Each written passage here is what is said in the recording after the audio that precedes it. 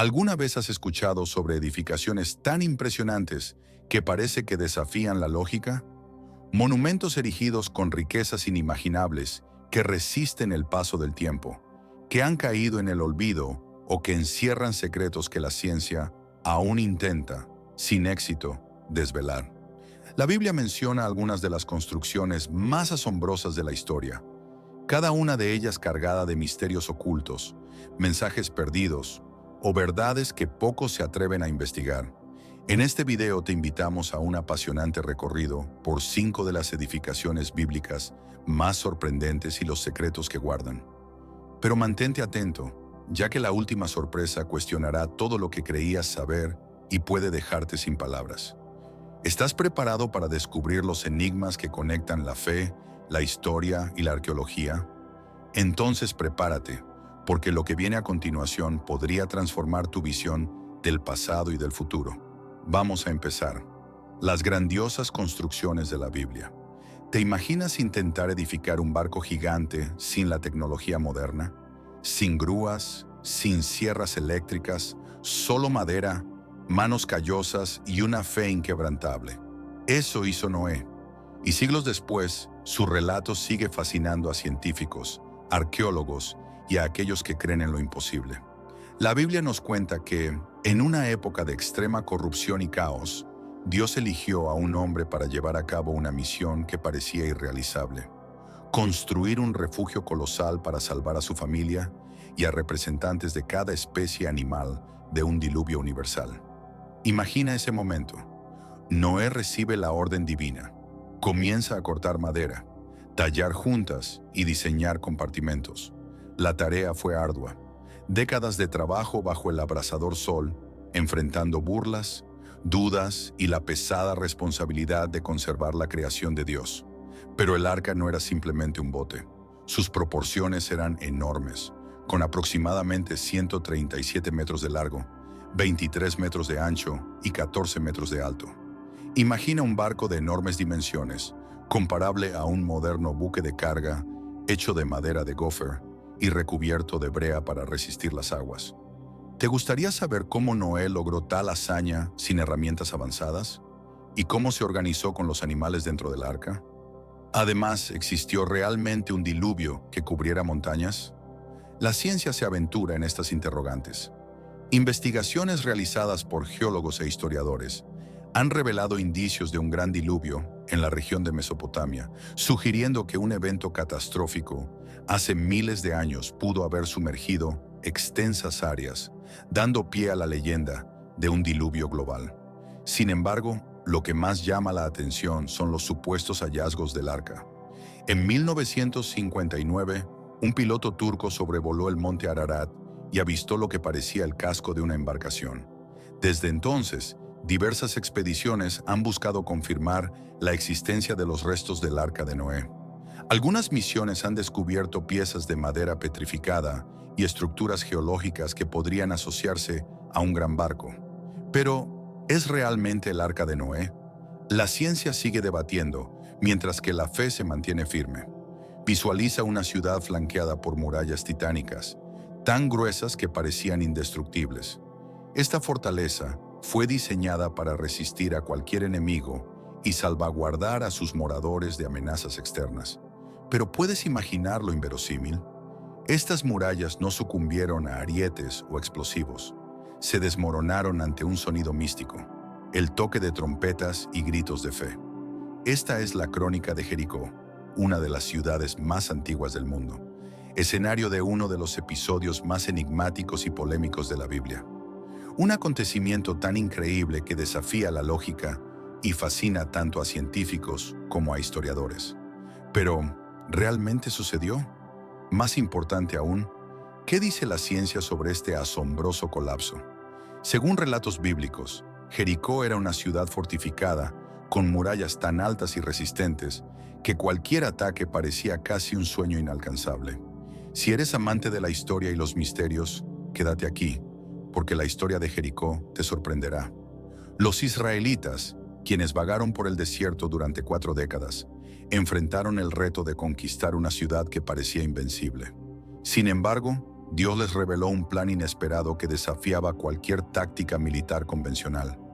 La orden fue extraña: marchar alrededor de la ciudad en silencio, una vez al día durante 6 días, sin atacar ni usar armas. Solo una marcha en espera de una señal invisible. El séptimo día traería algo innovador: una serie de 7 vueltas alrededor de Jericó, con trompetas resonando en el aire y un grito unificado del pueblo. En un instante sorprendente, los muros simplemente cayeron.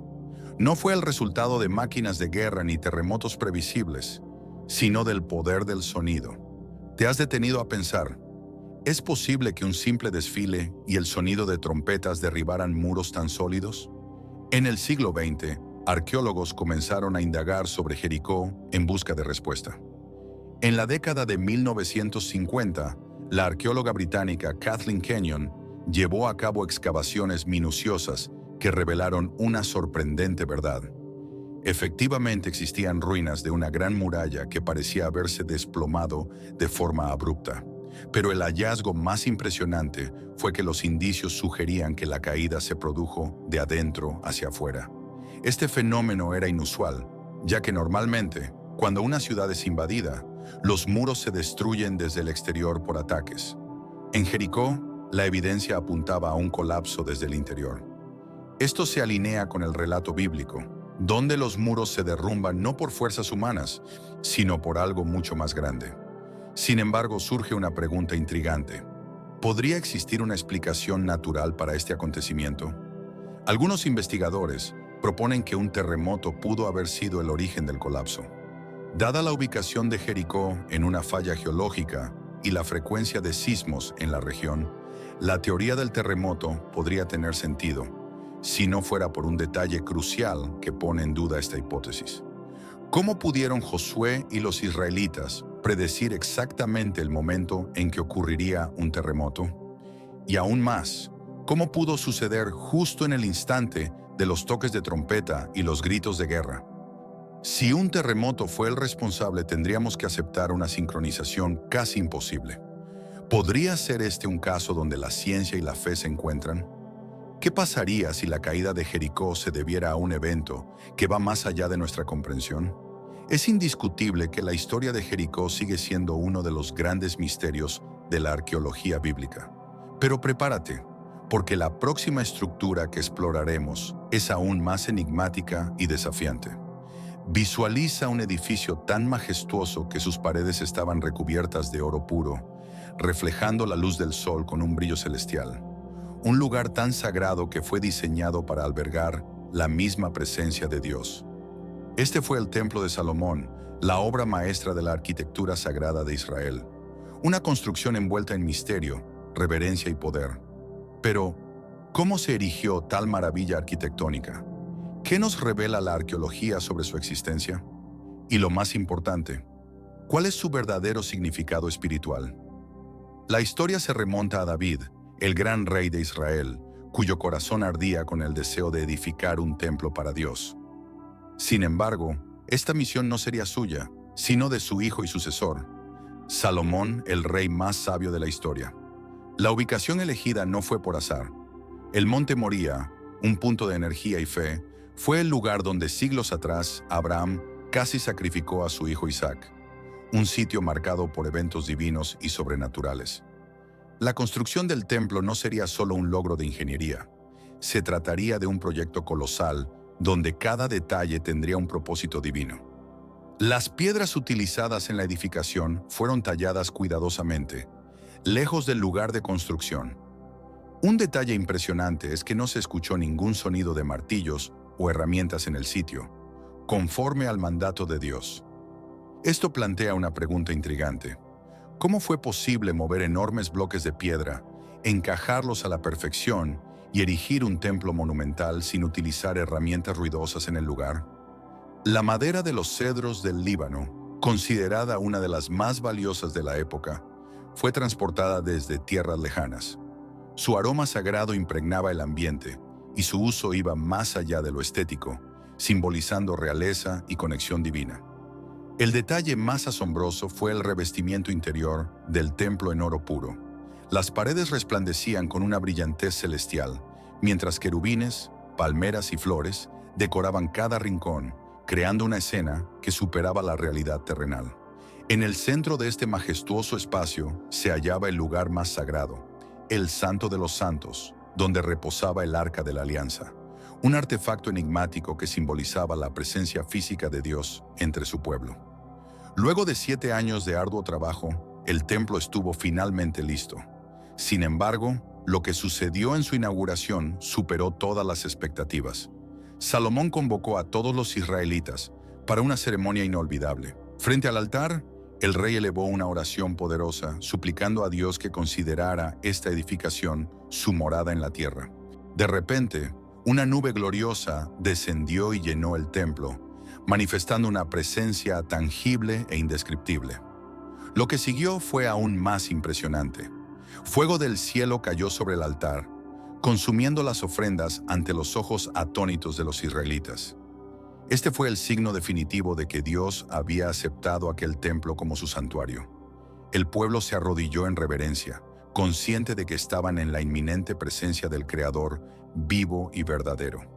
Sin embargo, la historia no termina aquí. El templo de Salomón ha sido un enigma a lo largo de los siglos. Sus secretos, su destrucción y los misterios que lo rodean todavía resuenan hasta hoy. Prepárate, porque la construcción que exploraremos a continuación es aún más impresionante y desafiante. Imagina un mundo donde toda la humanidad hable un solo idioma, sin barreras ni fronteras. Imagina un mundo en el que todos los seres humanos se comunican sin dificultad, unidos por un anhelo: construir una torre tan elevada que pudiera tocar los cielos. Pero esa ambición no solo frustró la armonía entre ellos, sino que despertó la ira divina. En un giro inesperado, la comunicación se rompió de manera irrevocable y la grandiosa obra fue abandonada. ¿Qué representan realmente la Torre de Babel y su historia? ¿Existió en la realidad? ¿Qué hallazgos arqueológicos aportan luz sobre este relato? Y lo más relevante, ¿qué enseñanza importante nos deja esta edificación incluso en nuestros días? La Biblia relata que tras el gran diluvio, los descendientes de Noé comenzaron a poblar la tierra. Durante un periodo, permanecieron unidos, compartiendo un solo idioma, lo que les otorgaba un poder extraordinario: la capacidad de organizarse sin límites y avanzar sin barreras.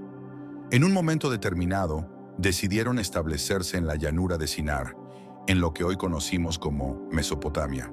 Pero no se conformaban con solo habitar la región, deseaban dejar una huella indeleble.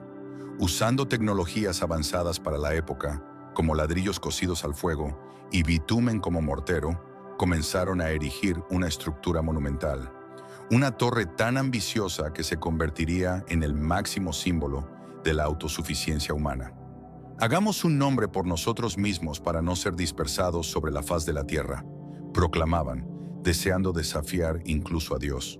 Mientras la construcción avanzaba y el edificio se alzaba, la ambición humana parecía no tener límites. Sin embargo, Dios no tardó en intervenir. Observó el proyecto y tomó una decisión drástica. Confundió los lenguajes de la humanidad, dificultando que se comprendieran.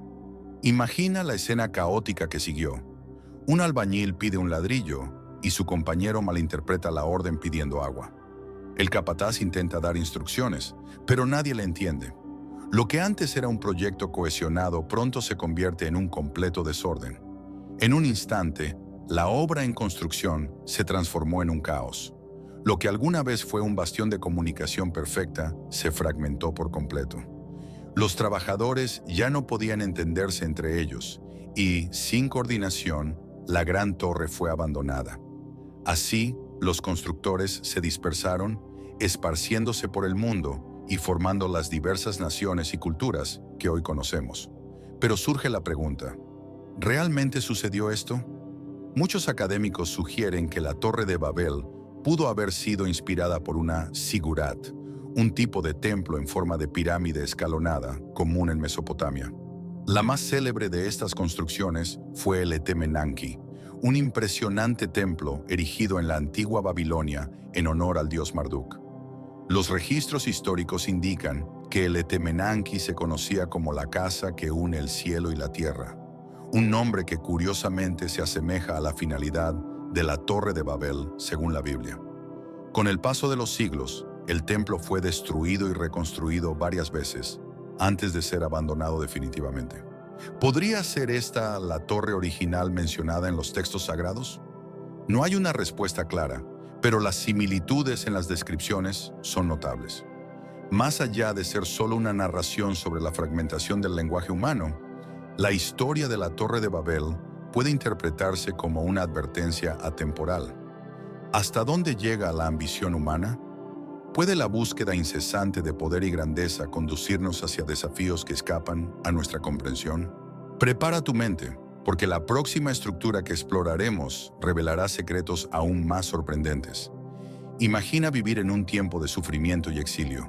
Tu pueblo ha sido despojado de su tierra, llevado a una nación extranjera, y has visto cómo tu templo sagrado, el corazón de tu fe, fue reducido a escombros. Para muchos, esto significaría el fin de su conexión con Dios. Sin embargo, no para los judíos. Al regresar del cautiverio babilónico, llegaron con un sueño: reconstruir el templo y restaurar su fe. Descubre la fascinante historia del segundo templo de Jerusalén, un símbolo de renacimiento, esperanza e identidad para un pueblo entero. Tu participación es crucial para entender su singular legado. ¿Cómo se erigió esta majestuosa construcción? ¿Qué la hacían tan especial? Y lo más importante, ¿por qué fue destruida de manera tan trágica? Tras 70 años de exilio en Babilonia, los judíos pudieron regresar a su hogar gracias al rey persa Ciro el Grande, quien no solo permitió su retorno, sino que también ordenó la reedificación del templo y financió la obra. Sin embargo, al comenzar la construcción, la realidad fue desalentadora. El nuevo templo sería diferente al de Salomón, más pequeño, menos lujoso, sin el arca de la alianza, ni el resplandor del oro puro que adornaba sus paredes. Los ancianos, que aún recordaban la grandeza del primer templo, lloraban su pérdida.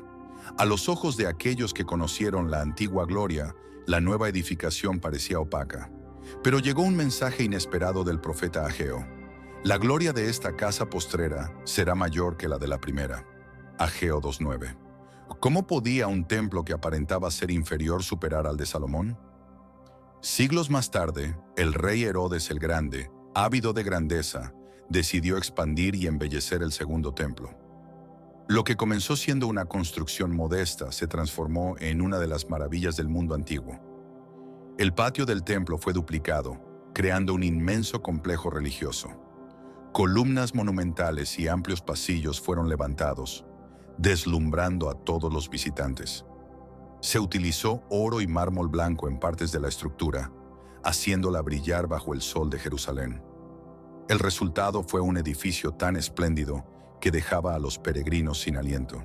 El templo se convirtió en el corazón palpitante del judaísmo, donde miles se reunían para orar, ofrecer sacrificios y buscar la presencia de Dios. En ese templo, Jesús enseñó, expulsó a los mercaderes y realizó una impactante declaración profética: no quedará aquí piedra sobre piedra que no sea derribada. Mateo 24:2. Una profecía que se cumpliría de manera devastadora en el año 70 después de Cristo. La historia de la antigua Jerusalén evoca una profunda reflexión. Te invito a profundizar en este relato. Durante la primera revuelta judía, el Imperio Romano sitió Jerusalén y tras meses de enfrentamientos intensos, tomó la ciudad, incendiando el templo. Según testimonios históricos, el oro fundió con las llamas y se filtró entre las piedras, lo que llevó a los soldados romanos a desmantelar cada rincón del templo en busca de ese metal precioso. Al final, solo quedaron ruinas. Un fragmento de la estructura, el muro occidental, se erige hoy como uno de los últimos vestigios de la magnificencia del templo y al mismo tiempo un símbolo del sufrimiento por la pérdida. Sin embargo, esta narración no termina aquí. El templo era el lugar donde se manifestaba la presencia de Dios. Allí se ofrecían sacrificios y el pueblo acudía en busca de perdón y orientación. Pero entonces algo cambió. Jesús trajo un mensaje transformador. Él dijo: destruyan este templo, que en 3 días lo levantaré. Juan 2:19. No se refería únicamente a piedras y estructuras, sino a sí mismo. El verdadero templo ya no será un edificio. Dios habitaría en los corazones de las personas. Ahora pregúntate, si Él quiere establecerse en ti, ¿estás listo para recibirlo? Que esta profunda reflexión te acompañe. Te agradezco por acompañarnos hasta aquí. Que Dios te bendiga y hasta la próxima. ¿Podría un antiguo mito albergar verdades que desafían nuestras concepciones modernas? En las remotas montañas de Turquía, exploradores afirman haber encontrado lo que podría ser más que una leyenda. Restos que evocan la descripción bíblica del Arca de Noé, un hallazgo que vibra con ecos de Génesis 6, 14 a 16. Este descubrimiento no solo despierta el interés de los fieles, sino que también capta la atención de escépticos y académicos por igual, revitalizando un relato que ha navegado a través de milenios en las aguas del mito. ¿Es posible que este descubrimiento transforme nuestra percepción de las historias antiguas? ¿Podría este hallazgo ser la prueba definitiva que conecta las narrativas bíblicas con eventos históricos reales? La evidencia sugiere que lo que una vez fue considerado un simple relato mitológico podría tener fundamentos en hechos reales, con imágenes tridimensionales que apoyan la presencia física del arca. Estos restos no solo corroboran las dimensiones inmateriales descritos en las Sagradas Escrituras, sino que también ofrecen una tangible conexión con nuestro pasado distante. A pesar de rechazar cualquier pretensión mesiánica, su convicción en la veracidad histórica de esta historia es irrefutable. La arqueología y la geología han proporcionado evidencias provocativas a una sociedad que podría haber sido moldeada por inundaciones devastadoras, similar a las narrativas de inundaciones globales mencionadas en culturas de todo el mundo. En Turquía, un grupo de arqueólogos ha explorado una zona cuya apariencia guarda un sorprendente parecido con la descripción bíblica del arca. El foco de esta expedición moderna se centra en una formación geológica inusual, ubicada en las montañas de Doğu Bayazıt. Esta estructura en forma de nave, observada por primera vez por un cartógrafo hace 50 años, ha desatado la curiosidad de exploradores y académicos por igual, alimentando la continua fascinación con este relato ancestral. Un grupo especializado, conocido como el Equipo de Investigación del Arca de Noah, sostiene haber encontrado pruebas concluyentes de la existencia del arca bajo una superficie misteriosa. Mediante tecnología avanzada, han realizado investigaciones con radar de penetración terrestre, obteniendo imágenes tridimensionales detalladas de una estructura subterránea. Estas imágenes, sorprendentemente, delinean lo que parece ser una embarcación de proporciones monumentales. Estas dimensiones son impresionantemente coherentes con las especificaciones bíblicas descritas en Génesis 6:15. Y de esta manera la harás: de 300 codos la longitud del arca, de 50 codos su anchura y de 30 codos su altura. Este versículo subraya que el arca fue una estructura de tamaño colosal, una embarcación diseñada para enfrentar un diluvio inmenso. La convergencia entre fe y ciencia es un dominio lleno de debate e incertidumbre. Mientras que los descubrimientos de este equipo han despertado entusiasmo entre los creyentes, la comunidad científica todavía se muestra escéptica. La posibilidad de que una estructura de tal magnitud haya resistido los embates del tiempo representa un desafío considerable para las nociones convencionales. Pero antes, comparte este video con alguien a quien aprecias. Nuestra misión más grande en la tierra es difundir la palabra del Señor. ¿Sabías que muchas personas carecen de conocimientos por falta de contenido adecuado? Envíalo a ese grupo de WhatsApp o públicalo en Facebook. Estoy seguro de que no te arrepentirás. Y si te gustan videos como este, comenta abajo: quiero más. Así sabré si realmente lo disfrutas y definitivamente traeré contenido nuevo similar. Volviendo al tema principal, numerosos especialistas han expresado escepticismo acerca de la autenticidad del lugar, criticando tanto la metodología como las conclusiones del grupo investigador. Mientras el debate persiste, el enigma que rodea al sitio de Durupinar se intensifica. ¿Podría ser simplemente una formación rocosa monumental? ¿Una singularidad geológica? ¿O quizás los vestigios de una embarcación que alguna vez transportó a seres humanos y animales a través de un diluvio devastador? Solo con el paso del tiempo y quizás con más estudios científicos se descubrirá la realidad. Por ahora, la leyenda del Arca de Noé sigue viva, siendo un testimonio de la inagotable capacidad de imaginación humana y nuestra continua fascinación por los enigmas de la historia. El sitio de Durupinar ha sido un foco de riguroso escrutinio y conjeturas desde que fue descubierto. La polémica central se desenvuelve entre creencias arraigadas y el escepticismo científico. Durante las décadas de 1970 y 1980, el investigador estadounidense Ron Wyatt se destacó como un ferviente defensor de la autenticidad del sitio. Sus extensas investigaciones y publicaciones ganaron el apoyo de muchos que estaban convencidos de que la formación era, de hecho, los restos del Arca de Noé. No obstante, este entusiasmo encontró una considerable oposición en la comunidad científica. Un momento crucial en este debate se produjo en 1996, cuando el geólogo Lawrence Collins presentó una refutación.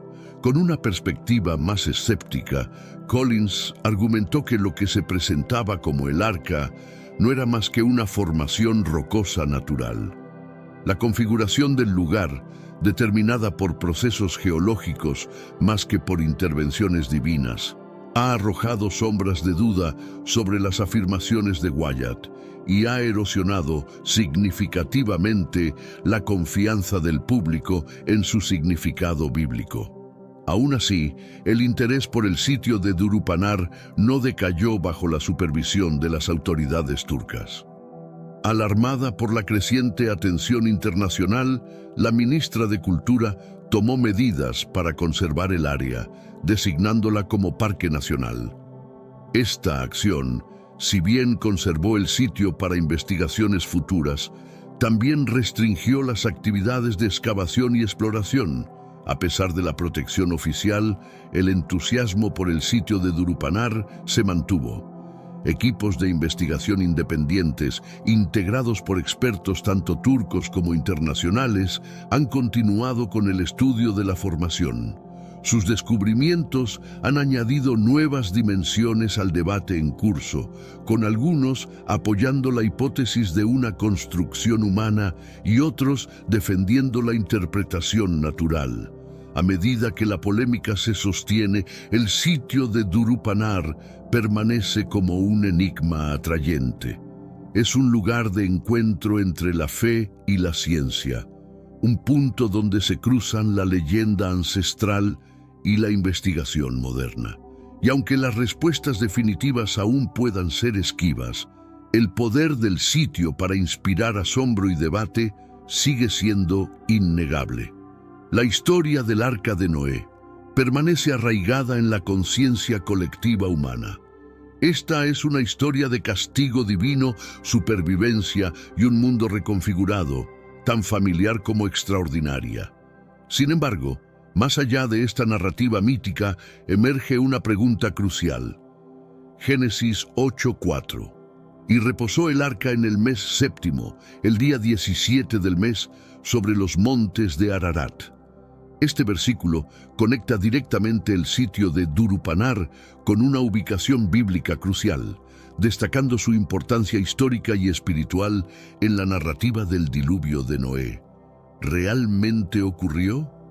La narrativa bíblica describe con intensidad un mundo sumergido bajo 40 días y noches de lluvias torrenciales, un desastre que casi borra a la humanidad de la existencia. En el centro de esta visión apocalíptica, una sola embarcación, el Arca, emerge como un faro de esperanza.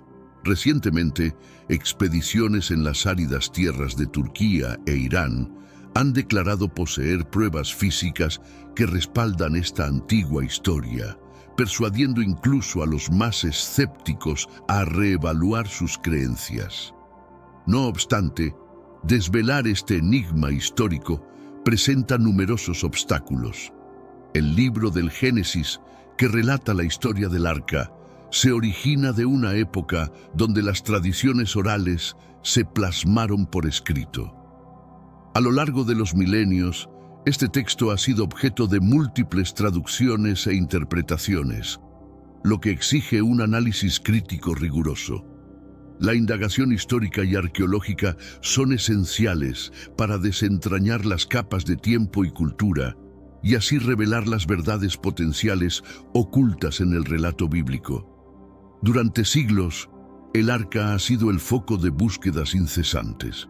Desde los exploradores más audaces hasta los investigadores contemporáneos, numerosas personas han sido cautivadas por la promesa de descubrir esta enigmática embarcación. Aunque la posibilidad de localizar el Arca en nuestra época sigue siendo atractiva, la búsqueda en sí ha aportado valiosas lecciones sobre la historia humana y el delicado equilibrio entre fe y lógica. Más allá de las pruebas físicas, el Arca ha fascinado a académicos y teólogos por generaciones. Génesis 7:12. Y cayó la lluvia sobre la tierra por 40 días y 40 noches. Este versículo subraya la magnitud del diluvio descrito, que sirve de telón de fondo para la historia del Arca de Noé. Desde los eruditos del Renacimiento, como Athanasius Kircher, quien intentó alinear las proporciones del Arca con medidas sagradas, hasta los expertos modernos que aplican tecnologías innovadoras, la incesante búsqueda por descifrar este buque legendario ha persistido. Cada hallazgo, ya sea respaldando o desafiando el relato bíblico, nos aproxima a entender completamente este misterio duradero. La epopeya de Noé y el gran diluvio se narra en Génesis, el primer texto de la Biblia hebrea. Hermanos míos, estamos viviendo los últimos días en esta tierra. Quiero recalcar que ya todas las profecías se están cumpliendo y se acerca el momento del fin. Te pregunto ahora, si hoy fuera el día del rapto de la iglesia, ¿estás preparado? Decidí lanzar para ustedes mi libro digital Caminos de la Revelación, descifrando la Biblia por completo. Es exclusivo de nuestro canal y ya ha ayudado a miles de personas en todo el mundo a prepararse para este gran día. Sumérgete ahora mismo en las profundidades de Palabra de Dios y prepárate para este gran día descargando este material que enriquecerá tu vida espiritual. No pierdas el tiempo. Haz clic en el enlace disponible en el primer comentario fijado y descarga de inmediato. Las unidades son limitadas, por lo que es crucial actuar.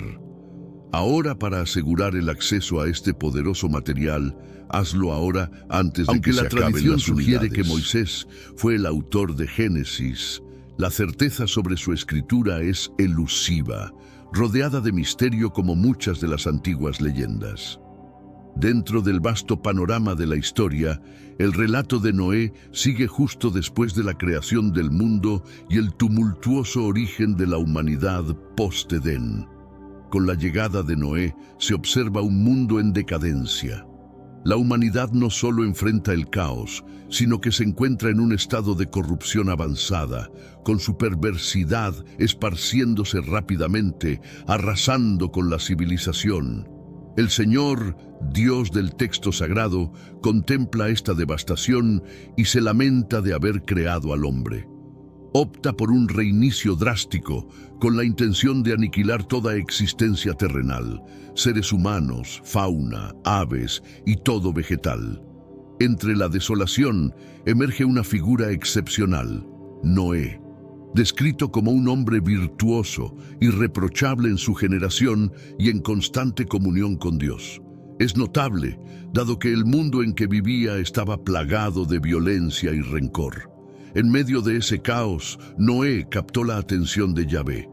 Dios entonces le confió un secreto a Noé.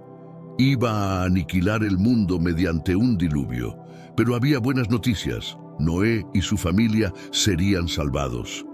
Solo necesitaba construir una enorme embarcación, un arca. Al principio, el encargo parecía directo. Dios instruyó a Noé para que reuniera a 2 de cada especie, macho y hembra, además de almacenar alimento suficiente para todos a bordo del arca.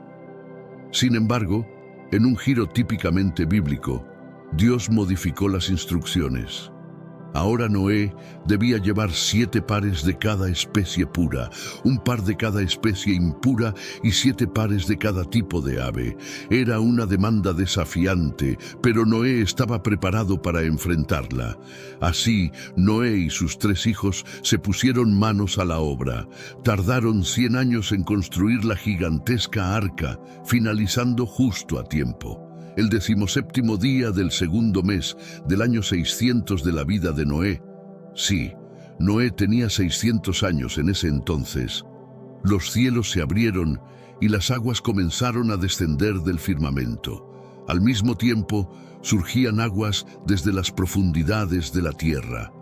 Durante 40 días y 40 noches, la lluvia fue implacable y las aguas crecieron, cubriendo todo a su paso. La catástrofe fue implacable, borrando toda vida terrestre, salvo aquellos refugiados dentro del arca. Tras 150 días, el nivel de las aguas comenzó a descender lentamente. Fueron necesarios varios meses para que las cimas de las montañas emergieran de nuevo sobre las superficies acuáticas. Eventualmente, el arca se posó sobre las montañas de Ararat. Después de más de un año, confinados en el arca, Noé y su familia desembarcaron en tierra firme, listos para reconstruir y repoblar un mundo totalmente devastado. La Odisea de Noé es un relato de supervivencia, redención y nuevos comienzos. Sin embargo, la historia del diluvio de Noé no es tan única como podría parecer. Los antropólogos han identificado más de 250 relatos de diluvios en culturas de todo el mundo, muchos de los cuales presentan similitudes asombrosas con el relato del Génesis. En su estudio sobre la naturaleza humana, los antropólogos Karel Schick y Kai Michel resaltan que estas narrativas de diluvios son omnipresentes. Observan que muchas de las civilizaciones más antiguas y desarrolladas surgieron junto a grandes ríos como el Nilo, el Tigris, el Éufrates, el Ganges y los ríos Amarillo y Yangtze en China. Estos ríos eran vitales para las civilizaciones que dependían de ellos, aunque también representaban una amenaza constante. Los diluvios eran eventos esporádicos y devastadores para estas comunidades ribereñas, instaurando el concepto de una inundación catastrófica, un tema recurrente y resonante en sus mitologías. Para las antiguas sociedades que edificaron sus vidas en torno a ríos, lagos y mares, el temor a un diluvio masivo era una constante. Inundaciones, junto con hambrunas y epidemias, fueron algunos de los desastres naturales más comunes que enfrentaron las civilizaciones antiguas. Así, mientras que la historia de Noé en Génesis es un relato prominente dentro de la Biblia, también forma parte de un contexto más amplio y global de experiencias humanas y narrativas.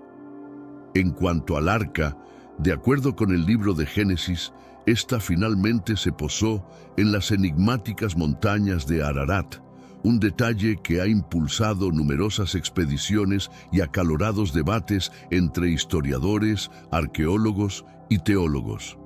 El monte Ararat, una cumbre destacada en el oeste de Turquía, se ha vuelto casi sinónimo de la búsqueda del Arca de Noé.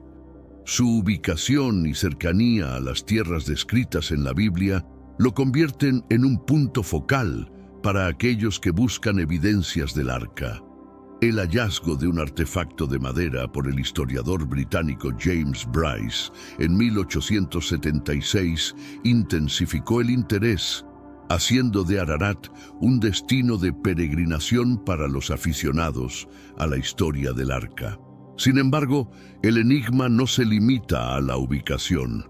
La construcción del Arca misma es un misterio.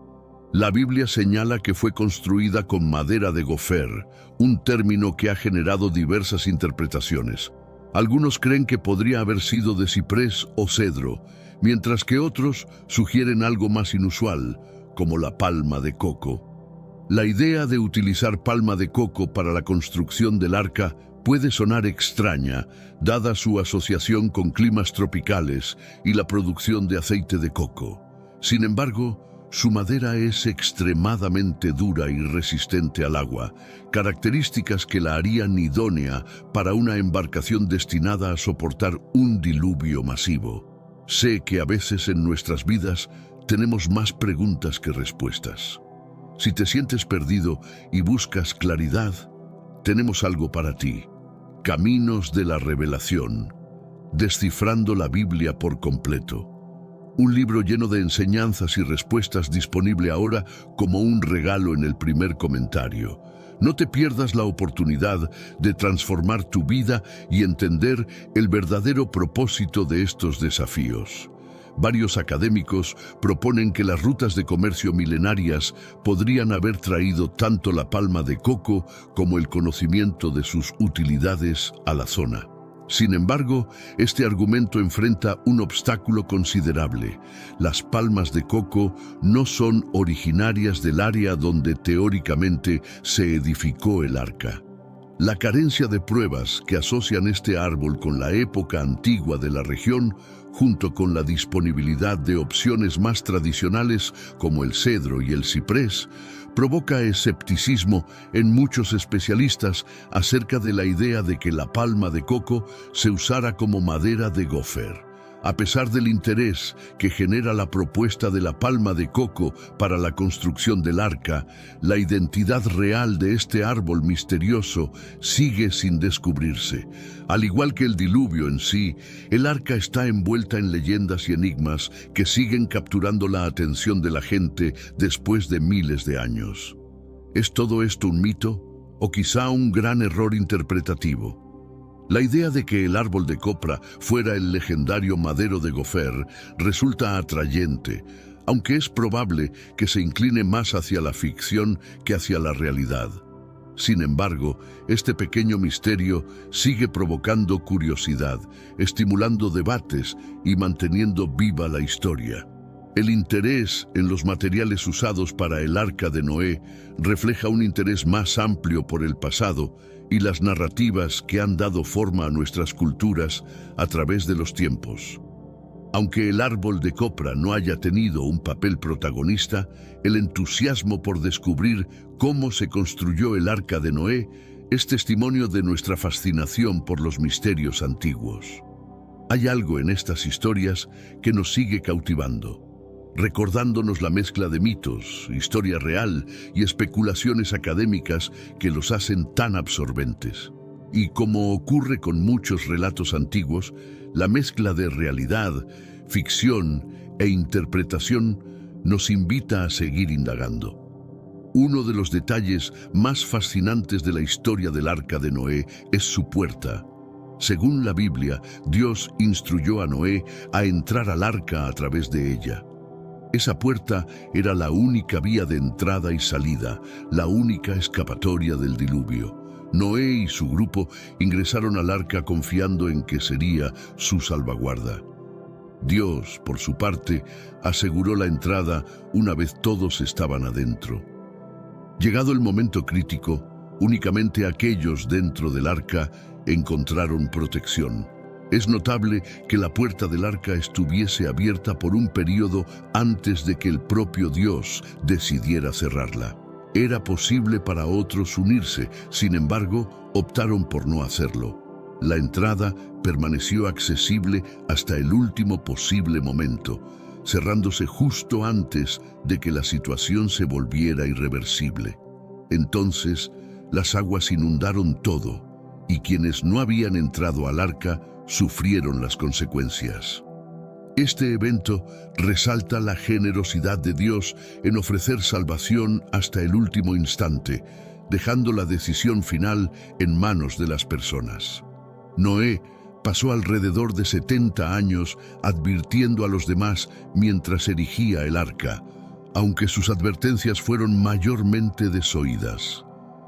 De manera similar, muchas personas ignoraron a Jesús cuando predijo la destrucción de Jerusalén. Cuando los romanos sitiaron la ciudad y posteriormente se retiraron brevemente, dieron inadvertidamente una oportunidad para huir.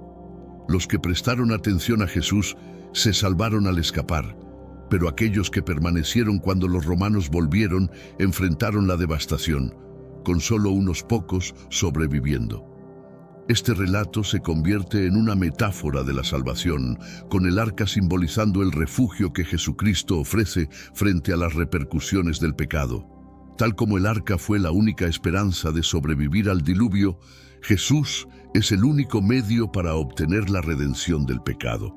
La Escritura revela que todos estamos sumidos en nuestros errores, incapaces por nosotros mismos de alcanzar la redención. No obstante, proclama que al reconocer a Jesús como nuestro líder espiritual y creer que Dios lo resucitó, seremos redimidos.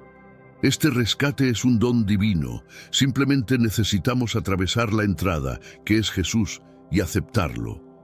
Las señales de un juicio inminente ya están presentes, similar a los tiempos de Noé y a los días de Jesús, aunque muchos las desestiman.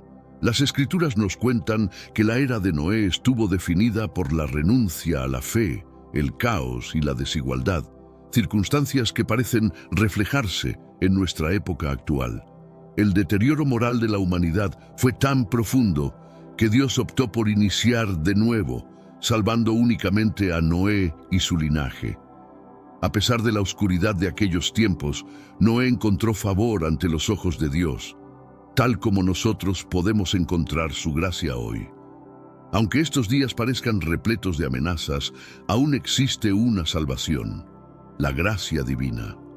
Así como Noé necesitaba un rescate, Dios nos ha ofrecido una vía de escape. El mandato de Dios a Noé de construir un arca fue más que una orden. Fue una analogía de lo que Jesucristo representaría para nosotros, un Salvador, un refugio firme, cubierto de protección, similar a la brea. Ahora, lo interesante es que la palabra utilizada para protección aquí es la misma que se traduce como redención en las Escrituras.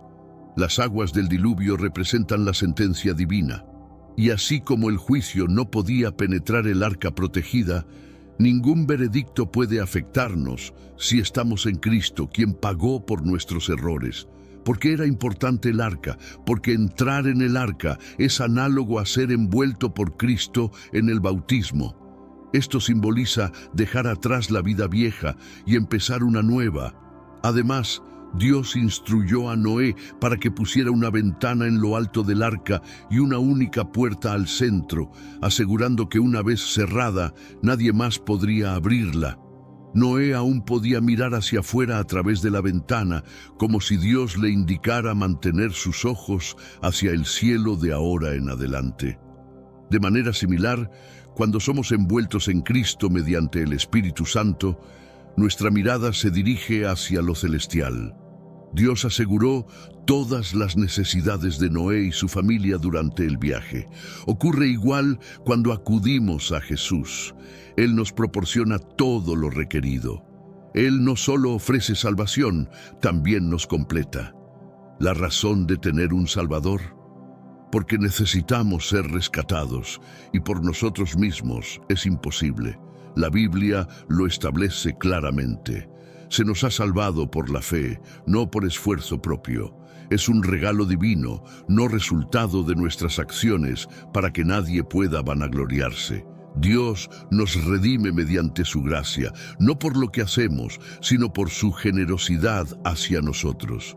Noé encontró favor ante Dios, y ese favor se convirtió en la base de un pacto.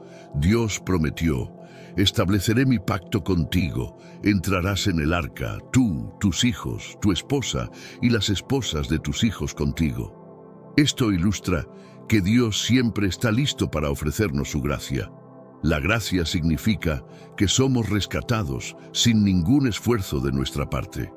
Y, como Noé, somos rescatados con un propósito para llevar a cabo las obras que Dios ha preparado para nosotros desde antes de existir.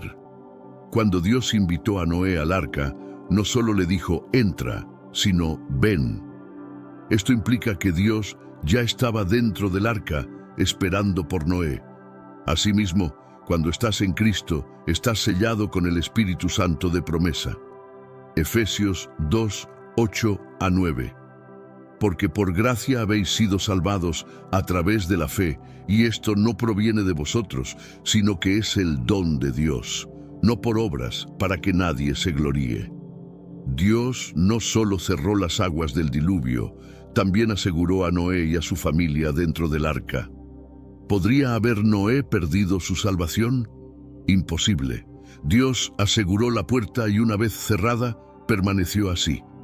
Noé pudo haber tropezado dentro del arca, pero nunca iba a caerse de ella. Jesús afirmó: les otorgo vida eterna y nunca perecerán. Nadie los arrebatará de mi mano. Si la salvación dependiese de nuestras obras, entonces necesitaríamos mantenernos por nuestras obras.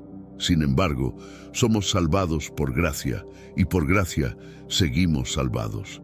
La primera vez que Dios devastó el mundo fue con agua.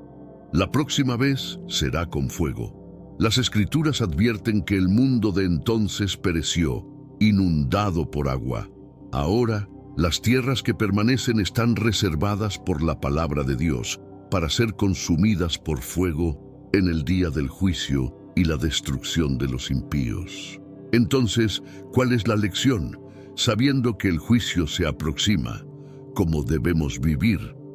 La Biblia nos instruye a llevar una vida de santidad y devoción, esperando y acelerando la llegada del día de Dios, aun cuando los cielos se desintegren y los elementos se fundan en el calor del juicio final. Ese juicio es Jesucristo. A través de Él, podemos experimentar la gracia del Dios omnipotente y encontrar refugio ante la tormenta venidera. Aquí presento 6 argumentos convincentes que sostienen que el juicio de Noé y el gran diluvio fueron eventos reales, evidenciados por recientes descubrimientos. A finales de los años 90, un individuo llamado David Allen Dill afirmó haber encontrado restos del arca de Noé. Ubicó estos vestigios cerca del monte Ararat, en Turquía, el sitio que muchos textos antiguos señalan como el lugar de reposo del arca tras el diluvio. Sé que a veces en nuestras vidas tenemos más preguntas que respuestas. Si te sientes perdido y buscas claridad, tenemos algo para ti. Caminos de la Revelación. Descifrando la Biblia por completo. Un libro lleno de enseñanzas y respuestas, disponible ahora como un regalo en el primer comentario. No te pierdas la oportunidad de transformar tu vida y entender el verdadero propósito de estos desafíos. Es particularmente llamativo que las proporciones de estos hallazgos se ajusten a las mencionadas en escrituras antiguas. Este descubrimiento ha suscitado entusiasmo y debates intensos al proporcionar un posible nexo tangible con el relato bíblico. La lista de reyes sumerios, un documento antiguo encontrado entre los escombros de Sumeria, ofrece pistas fascinantes. Este registro detalla los nombres de cada monarca desde los inicios de la historia. Lo asombroso es que, según esta lista, los monarcas anteriores al gran diluvio tenían una longevidad de cientos de años. Sin embargo, tras el diluvio, la duración de la vida de estos reyes se redujo considerablemente, aproximándose a lo que consideramos normal hoy en día. Este cambio drástico sugiere que un suceso tan monumental como el diluvio pudo haber cambiado la naturaleza de la vida humana de manera significativa. Los rollos del Mar Muerto. El hallazgo de los rollos del Mar Muerto en la década de 1940 fue un descubrimiento crucial. Estos pergaminos milenarios contienen relatos exhaustivos sobre el Arca de Noé y el diluvio. Los textos describen con detalle el arca y cómo se empleó para resistir el diluvio, proporcionando un nivel adicional de autenticidad histórica a la narrativa. La precisión en estos textos ha reforzado la creencia de que tanto el arca como el diluvio fueron eventos concretos que dejaron una huella duradera en la humanidad. Ciudades ocultas. En diversas partes del mundo, los arqueólogos han desenterrado restos de ciudades subterráneas. Estos descubrimientos no solo amplían nuestra comprensión del pasado, sino que también ofrecen nuevas perspectivas sobre cómo las civilizaciones antiguas podrían haber reaccionado ante catástrofes naturales de magnitud comparable a la del diluvio narrado en las Escrituras. Es fascinante observar que numerosas ciudades subterráneas resultaron ser inundadas en el mismo periodo que el diluvio mencionado en las escrituras bíblicas. Estos descubrimientos apoyan la hipótesis de un cataclismo global que pudo haber afectado a varias civilizaciones a la vez, posiblemente dando origen al relato bíblico de Noé. Marcas de inundaciones en alturas insólitas. Los chevrons son señales geológicas de antiguas inundaciones. Estas marcas, que aparecen cuando el agua se desplaza en grandes volúmenes, han sido halladas no solo cerca del nivel del mar, sino también en altitudes elevadas, como en las montañas de Madagascar. En 2004, un grupo de arqueólogos investigó estos chevrons y concluyó que son testimonios de inundaciones prehistóricas de gran escala, posiblemente similares a la inundación narrada en la Biblia. Cambio de percepción científica. Tradicionalmente, la narrativa del diluvio de Noé fue relegada al ámbito de los mitos por la comunidad científica. No obstante, con el surgimiento de nuevas pruebas, desde restos atribuidos al diluvio hasta documentos antiguos y hallazgos arqueológicos, esta perspectiva ha evolucionado. Actualmente, muchos expertos admiten la posibilidad de que exista un trasfondo histórico real detrás de la historia de Noé. Este reconocimiento no confirma completamente la historia, pero indica que podría haber elementos de verdad en ella.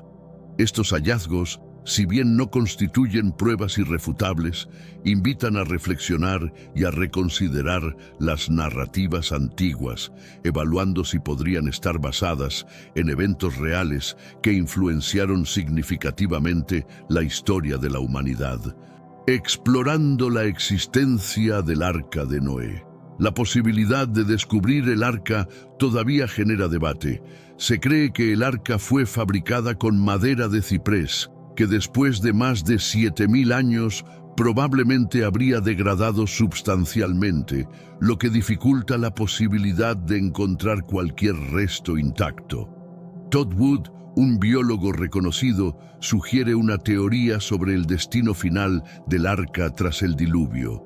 Propone que, ante la escasez de recursos, los sobrevivientes podrían haber reutilizado la madera del arca para construir refugios. Wood argumenta que este reuso práctico de los materiales habría dejado escasas oportunidades para que el arca se conservara para futuros descubrimientos.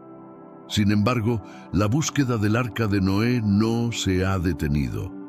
Exploradores y científicos continúan recorriendo regiones en Turquía e Irán en busca de cualquier indicio que se parezca a una antigua embarcación.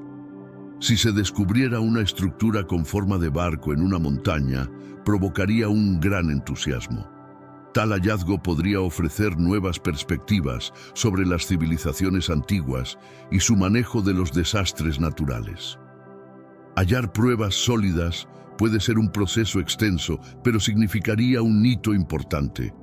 Tal descubrimiento podría transformar nuestra interpretación de las inundaciones históricas y su impacto en la humanidad. Sin embargo, la falta de pruebas contundentes no implica necesariamente que el diluvio o el arca nunca existieron. Simplemente subraya la complejidad de las narrativas antiguas. Independientemente de los hallazgos, la historia del Arca de Noé continúa fascinando. Continúa captando la atención de estudiantes, arqueólogos y aficionados alrededor del mundo. Para muchos, la búsqueda de pruebas va más allá de simplemente encontrar objetos. Se trata de conectarse con un segmento de la historia y comprender su rol en nuestra herencia compartida. Y para aquellos que sostienen creencias religiosas, la narrativa del Arca de Noé y sus enseñanzas sobre la fe y la redención conservan un significado profundo, independientemente de que se encuentre evidencia física o no. Un hombre fue elegido para cambiar completamente el curso de la historia humana. La Tierra atravesaba muchos desafíos, un periodo difícil que involucraba muchos pecados, maldad y falta de fe. A Dios, viendo desde el cielo, no le gustó nada lo que vio y decidió cambiar por completo el rumbo de la humanidad. Noé fue elegido para actuar y guiar la salvación, y solo él era capaz de ello. Este pasaje nos recuerda todo lo que estamos pasando actualmente. ¿Tendremos una nueva inundación o está muy cerca un apocalipsis? En el vídeo de hoy entenderemos quién fue Noé y por qué es tan importante para la humanidad actual, además de la historia que todos ya conocemos. Le mostraremos detalles nunca antes mencionados que descubrimos durante intensos estudios y investigaciones sobre la Santa Biblia. No olvides compartir este contenido. Nuestro deber es llevar la palabra de Dios a tantas personas como conocemos y amamos. El mundo fue asolado por una calamidad inaudita, dejándonos, a mi familia y a mí, como únicos supervivientes de un escenario apocalíptico. Todos perecieron salvo nosotros. La magnitud del desastre es inconmensurable y el número de vidas perdidas desgarradoramente vasto. Me pregunto constantemente qué fue lo que falló y cómo se desencadenó tan abruptamente esta catástrofe. Estamos frente a una prueba de proporciones épicas. ¿Cómo ocurrió? ¿Cómo llegamos a este punto? Una serie de eventos cataclísmicos precedieron al gran diluvio, iniciando con la existencia de los hijos de Dios, seres de poderes místicos, antes incluso de la creación del mundo. Entre ellos, uno se rebeló, transformándose en un ángel caído, precursor de la tragedia venidera. El cielo, su morada eterna, fue perdido, que provocó su caída. Los ángeles, seres de luz, existen para adorar a Dios y cumplir sus mandatos, siendo la conexión entre lo divino y lo humano. Su esencia es la de exaltar a Dios. No obstante, algunos abandonaron su propósito celestial y descendieron a la tierra, alterando el orden divino desde el Edén, donde Adán y Eva vivían en consonancia con la creación. Satanás, en su primera ofensiva contra Dios, corrompió la pureza terrenal, condenando a la humanidad a una existencia de sufrimiento. Hasta hoy, mi linaje enfrenta las secuelas de tal maldición. Cultivar la tierra se ha vuelto una tarea ardua. Maldito sea el suelo por tu causa, con dolor cosecharás de él todos los días de tu existencia. Espinas y abrojos te brindará, y de las plantas del campo te alimentarás. Por el sudor de tu frente obtendrás el pan, hasta que vuelvas al polvo del que fuiste formado, porque polvo eres y al polvo retornarás. Desde entonces, mis ancestros y yo hemos luchado por subsistir. Dios se encontraba desilusionado por la desobediencia de Adán y Eva, quienes, tras sucumbir a la tentación del fruto prohibido, fueron desterrados del Edén, marcando el inicio de una existencia alejada del paraíso que una vez fue su hogar. Con el nacimiento de sus hijos, incluidos Caín y Abel, y el crecimiento de su descendencia, la humanidad comenzó a expandirse. Sin embargo, Caín, tras asesinar a Abel, originó una línea de descendencia alejada de la divinidad. Afortunadamente, Eva concibió a Set, dando inicio a una nueva generación de fieles. Con el tiempo, la humanidad se dividió entre los descendientes de Caín y los de Set, y mientras la población aumentaba, también lo hacía la maldad y la violencia. Los hombres de esa época disfrutaban de longevidades asombrosas, viviendo cientos de años, una era en que la conexión con el origen divino aún perduraba. Adán, por ejemplo, vivió 930 años y sus descendientes mantuvieron vidas igualmente extensas. A través de las generaciones, enseñaban a cultivar la tierra y a mantener una relación con lo sagrado. Entre ellos, destacó mi tatarabuelo Enoc, conocido por su inquebrantable devoción a Dios, lo que le permitió profetizar con precisión y hablar del juicio divino mucho antes de que ocurriera. Con el paso del tiempo, la humanidad se organizó en tribus y clanes, trazando su linaje a los patriarcas originales y explorando nuevos territorios. La evolución de la civilización se marcó con la diversificación de roles y profesiones, desde artesanos hasta eruditos, formando complejas estructuras sociales. 10 generaciones después de Adán, nos encontramos enfrentando los desafíos de una tierra endurecida por la maldición original, complicando la subsistencia. Mi padre, Lamec, quien vivió 182 años, me nombró Noé, presagiando que traería consuelo a nuestra afligida humanidad. En este contexto emergieron los Nefilim, seres extraordinarios fruto de la unión entre ángeles caídos y humanos, exacerbando los conflictos mundanos por su imponente presencia, alejando a las personas del verdadero Creador. Su existencia marcó un período de mayor caos y pecado, preparando el escenario para una intervención divina sin precedentes. Los rebeldes desfiguraron la integridad del mundo, estos seres celestiales que se levantaron en desafío al Creador, deseando a las mujeres terrenales y engendrando a los gigantes sobre la tierra en esos tiempos. Estos colosos son el resultado antinatural de la unión sacrílega entre los vástagos celestiales y las féminas mortales, convirtiéndose en los varones imponentes de la antigüedad, figuras de leyenda. Habito en este universo, un dominio de titanes y nefilim, una esfera saturada de iniquidad. Entonces, el Creador observó la inmensa maldad del ser humano sobre la tierra, notando que cada pensamiento de sus mentes estaba perpetuamente inclinado hacia lo maligno. Este no era un espacio de serenidad o virtud, sino un ámbito invadido por el pecado, la agresión y la decadencia ética. Visualiza un cosmos lúgubre donde las personas son devoradas por sus ansias insaciables, empeñadas en perseguir sus propósitos egoístas sin importarles el bienestar ajeno.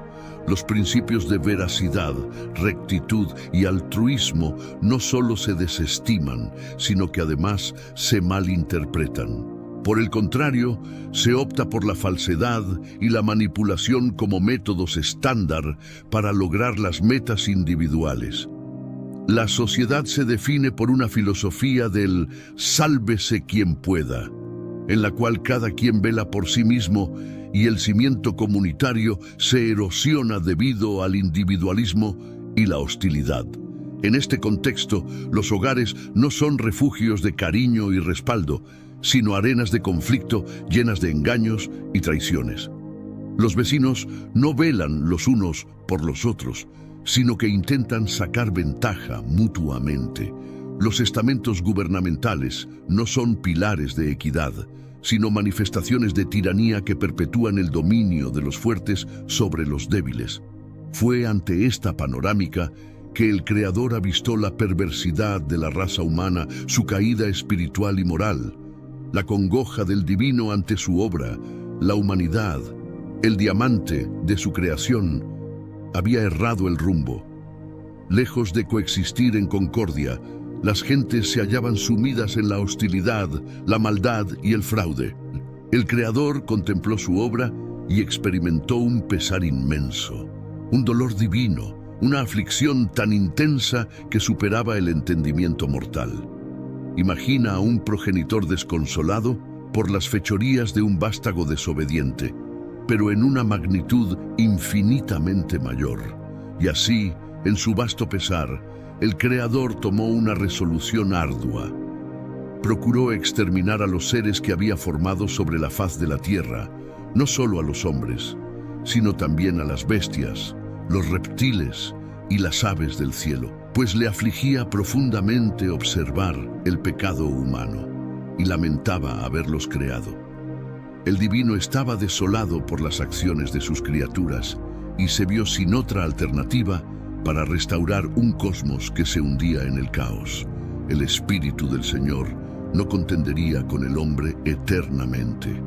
El veredicto se aproximaba, pero por fortuna encontré favor ante los ojos del Creador y fui rescatado mediante una intervención de gracia celestial. Era evidente que cada pensamiento humano estaba invadido por la maldad de manera constante, revelando una corrupción total en la esencia del ser humano. Nos hallábamos en un entorno donde la densidad poblacional crecía de forma alarmante y la degeneración se había normalizado.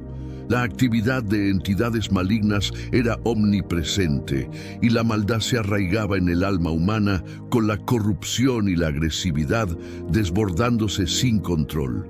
El Divino se mostraba exhausto ante tal panorama. Entonces, la mirada divina se posó sobre mí. Distinto a mis contemporáneos, yo era un hombre virtuoso, manteniendo una vinculación estrecha con el Creador y siguiendo sus preceptos. A salvo de la decadencia que devastaba al mundo, mi linaje y yo nos abstuvimos de mezclarnos en uniones nefastas con entes celestiales rebeldes. Aunque lejos de la perfección divina, me esforcé genuinamente en acatar sus leyes y vivir bajo su guía. Junto a mi familia, compuesta por mis 3 hijos, Sem, Cam y Jafet, procurábamos encarnar los decretos del Altísimo lo mejor posible, convirtiéndome en un faro de moralidad en medio de una era sumida en el vicio y la perversión. Mi existencia se definía por la integridad y la fidelidad, manteniendo una comunión profunda con Dios, al igual que mi antepasado Enoc.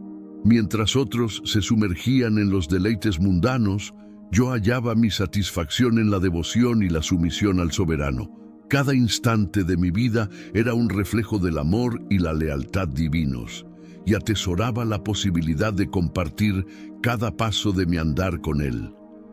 Considerado justo a sus ojos, la situación terrenal era de total corrupción, una depravación espiritual y moralmente desoladora ante la mirada del Creador, con la violencia, el desdén, la hostilidad y una ambición desmedida por el poder permeando todo. Ante la expansión del mal y la agresividad, se me reveló que el juicio divino caería sobre los malvados y la creación misma. Se me informó de la intención divina de poner fin a toda existencia, pues la humanidad había llenado el mundo de violencia. Estaba a punto de aniquilarla junto con la tierra, destacando un problema grave y profundo en nuestro mundo.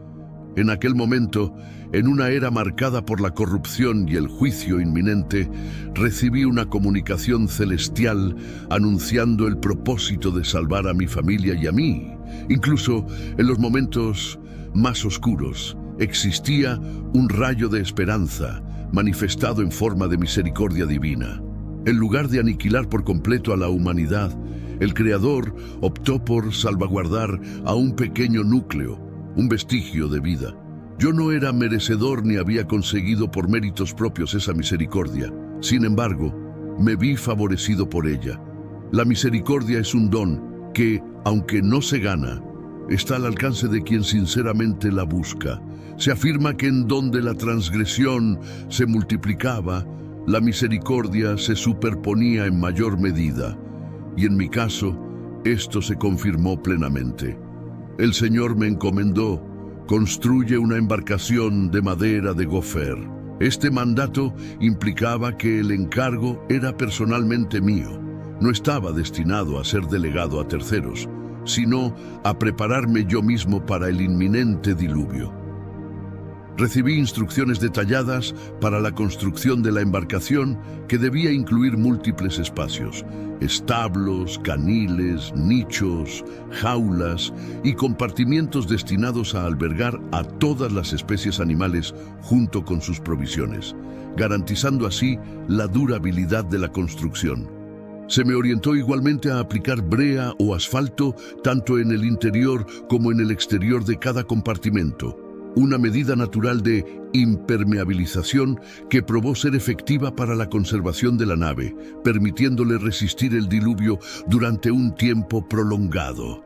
Es plausible que la preservación de la embarcación obedeciera a un propósito superior, fungiendo tanto como memoria del juicio divino ya acontecido, como señal de futuras advertencias. Las dimensiones asignadas para la construcción eran precisas.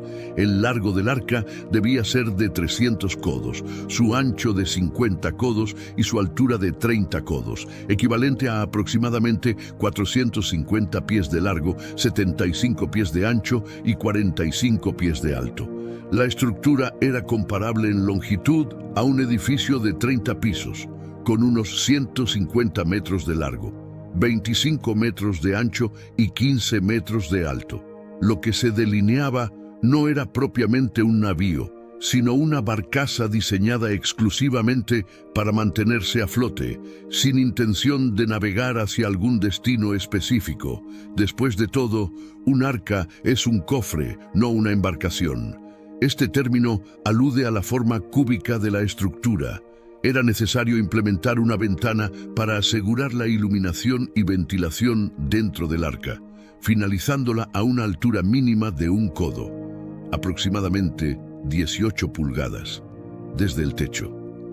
Desde el ápice y colocando la entrada del arca en uno de sus flancos, era imperativo construirla con 3 niveles, uno inferior, otro medio y un tercero superior. La estructura del arca evocaba la simplicidad de una caja, aunque su magnitud era descomunal.